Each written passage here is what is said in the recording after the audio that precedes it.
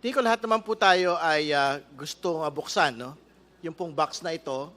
Una, dahil nakabatay po ito sa constitutional power natin po bilang impeachment proceeding to subpoena documents like BIR documents.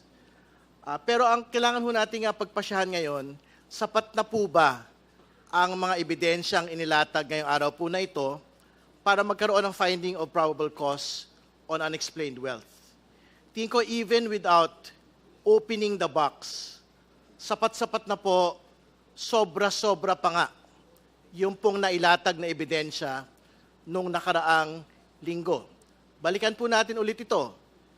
Ang laman po ng AMLAC report, which was never denied by the Carpio complaint, 6.77 billion in total transactions, 4.4 billion in inflows, pumasok na pera sa mga bangko ng mag-asawang Duterte Carpio, 1.5 billion in outflows na hindi ho natin makita sa SALN ng pangalawang Pangulo, 2.8 billion in net inflows na dapat ay nananatili sa kanilang mga bangko pero hindi nakalahad sa SALN ng pangalawang Pangulo. Pasukin po natin yung SALN mismo kung bakit po ito sapat na ebidensya.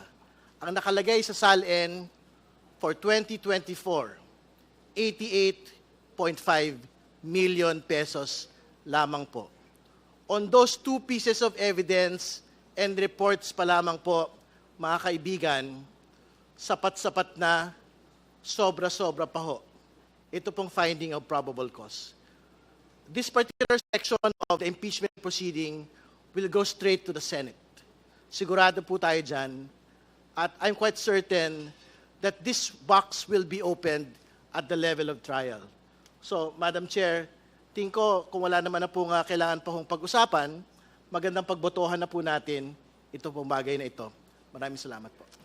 Our parliamentary status, the Honorable De Lima already moved to open the BIR box. And then we heard the different positions of the justice members.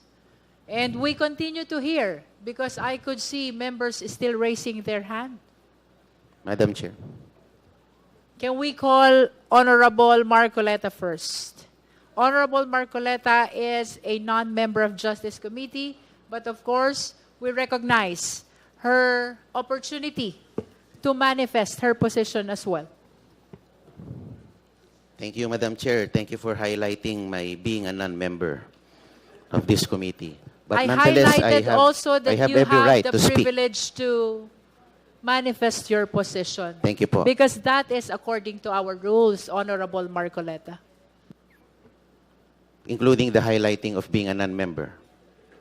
Kasama po yun. The rule that non-members cannot raise a motion and cannot vote, but they Opo. can manifest. And that is observed in all committees in the House of Madam Representatives. Chair, I did not say that I'm about to make a motion.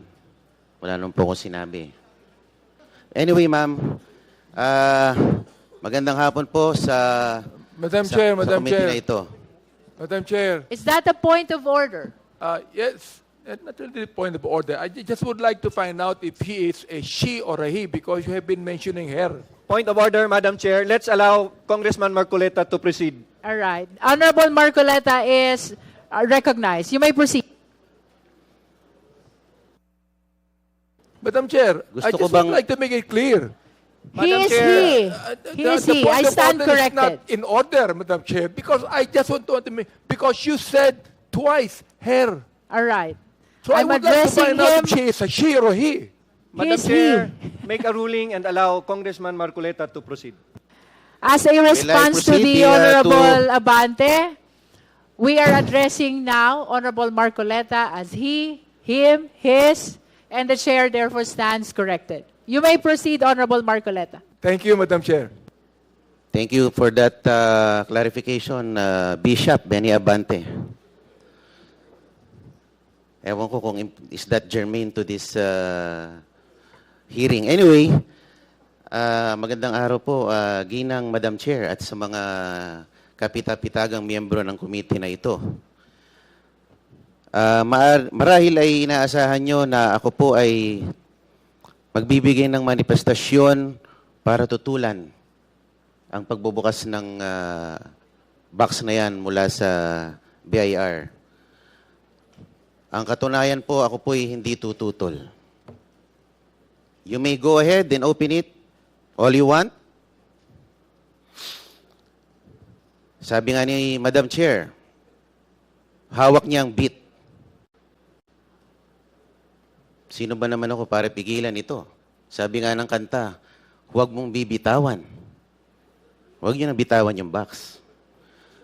So I dare the committee to open the box, but with a caveat, siguraduhin niyo po na hindi kayo nakalalabag sa batas.